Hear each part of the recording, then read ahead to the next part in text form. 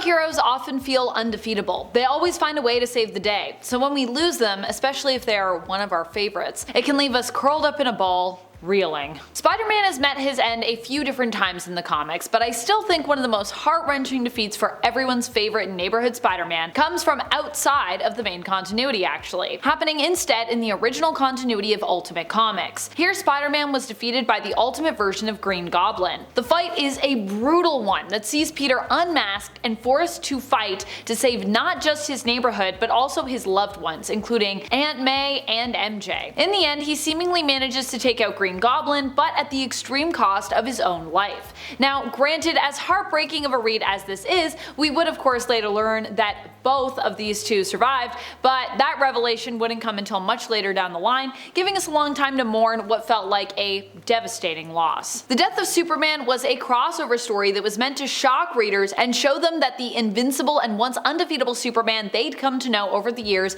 wasn't quite as unstoppable as they thought. Death of Superman was an event that began near the end of 1992 with the entire event and story spanning almost a full year in real time, ending in October of 1993. A pretty long time for a story when you consider its origin. Death of Superman actually started out as merely a passing joke. And no, I'm not joking about that. While brainstorming ideas for replacement stories for the story of Lois and Clark getting married, which DC Comics at the time had instead decided to postpone, Jerry Ordway suggested in jest that they should just kill him. Sales for the Superman series had actually recently begun to drop off, and so this joke quickly became the actual replacement plot for the wedding story, with DC hoping that it would remind readers of Superman's importance. And to be honest, it did.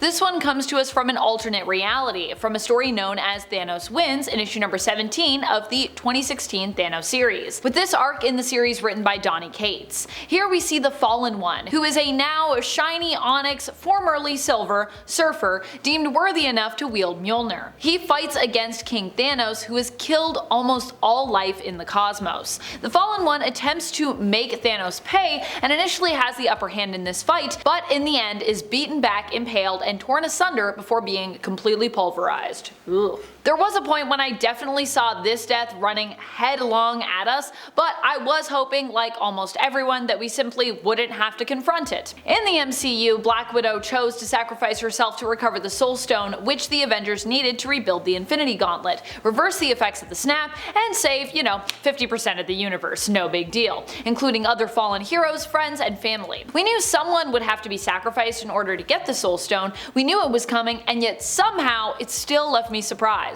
Especially when I realized, we're not getting Black Widow back, are we? That's it. That's the end. The utter defeat and loss of Blue Beetle, Ted Kord, was one of the most shocking things to read in comics, because of who was pulling the trigger here. At this point in comic book history, we might now know Maxwell Lord as a dangerous and more villainous figure, but at the time of Ted Kord's demise, Lord was believed to be an ally of the Justice League, not as someone that we would see betraying them. Blue Beetle had discovered that Lord had been against them the whole time, and was using his position to gather intel on superheroes and destroy the Justice League from the inside out. Maxwell still seemed to see Blue Beetle as a friend though, despite this, and he did offer him the chance to join him and protect the world against the superhuman threat, but Ted Kord refused and as such was eliminated by Lord. You think someone's your friend and then you find out they're a traitor and they shoot you. That's how it goes sometimes, especially in comics. While we knew that Wolverine's healing factor was beginning to fade due to a viral infection that was plaguing Logan, he was also one of Marvel's most popular characters, and honestly still is today. Wolverine, however, was such a big character at this point in 2014, after years of being one of the most iconic X-Men and tons of animated and live action films only adding to his popularity,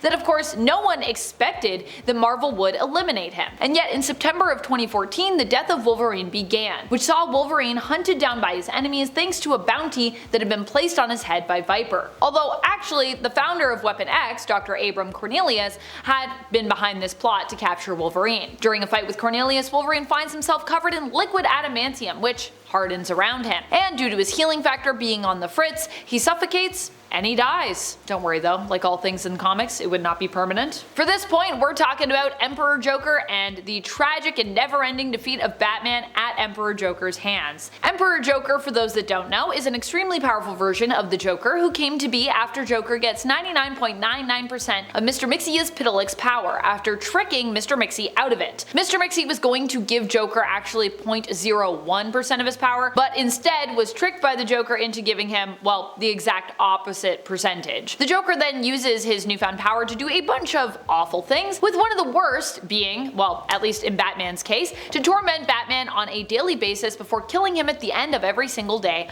only to resurrect him for the next, bringing Batman back so that Emperor Joker could then of course do it all again. This defeat was in fact so traumatic for Batman that eventually when Superman does find a way to beat the Joker and have the world restored back to normal, thank goodness, Superman is forced to take Batman's memories of this never-ending torment from Bruce's mind. Otherwise, Batman actually would not have been able to return to operating as a hero, as the experience left him thoroughly and completely broken. A lot of deaths in Ultimatum were startling, mostly because they were just so permanent, but also because a lot of them were honestly quite gruesome, this one included. You've been warned. Here we're focusing in on Janet Van Dyne's death during the Ultimatum massacre. This was probably one of the most shocking to have happened during Ultimatum, although there are quite a few others too in this grouping because of, how gruesome it is.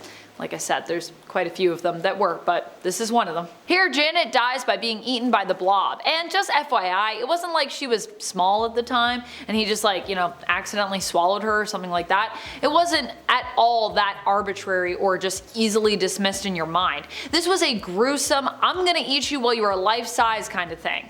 Yeah, one of the reasons why Ultimates existed, of course, was to be kind of a darker, more shocking reflection to Marvel's usually more bright and optimistic version of itself, the 616 continuity, so I suppose it makes sense that some heroes' ends would indeed be, yes, this brutal. Remember that time Oliver Queen died because he didn't want to sacrifice his arm to live? Yep. That happened. In Green Arrow issues 99 to 101, we're taking on this roller coaster of a somewhat illogical ride that ultimately ends in Ollie's death. He has his hand on a dead man switch in a Russian explosive, and rather than let Superman deal with it, honestly, in any other way, because I feel like there's a lot of way you could have handled this problem, he simply just chooses to die. I don't think anyone would have expected that choice from Green Arrow. I know I didn't expect that choice. The strategy Superman comes up with is to remove Oliver's arm and fly him to safety, which, I kinda get because obviously Oliver's just a guy, he kinda needs his arm to be a hero, but it isn't that Ollie wants to risk that this plan won't work. He just doesn't want to sacrifice his arm because of this in order to live. So instead of coming up with a different way to deal with this, he kinda just dies. Gambit's recent demise in X-Men 97 episode 5 was a doozy for so many out there, and while in terms of him shuffling off this mortal coil, it was a defeat, in a way, his sacrifice was also a success. Gambit went out, himself ablazing, or a kinetically exploding, and managed to take out the Wild Sentinel that was threatening Genosha. Gambit not only gets Rogue out of harm's way in order to protect her and others at the gala, including Nightcrawler and even a bystander who seemingly resembles Beau DeMayo in the crowd, seriously look out for him, but he also takes on the Sentinel himself here. However, despite his sweet moves with his kinetic bow staff, this attack is cut short by a metal tentacle that flies out of the Sentinel to stop him in his tracks, impaling him. Yikes. However, because this tentacle is of course connected to the Sentinel itself and is in direct contact with Gambit internally, Gambit can supercharge the entire Sentinel in what appears to be an Omega level act. He blows it up, sacrificing himself to protect everyone else and giving up his life in the process, catching us all by surprise that Gambit could meet his end so soon in this series, only halfway through season 1. And I gotta be honest with you guys, I watched this clip a lot preparing for this video, and every time it still makes me cry, even though I know what's gonna happen. What's up with that? That's about it. I've been your host Amanda McKnight, and until next time, you stay nerdy, YouTube.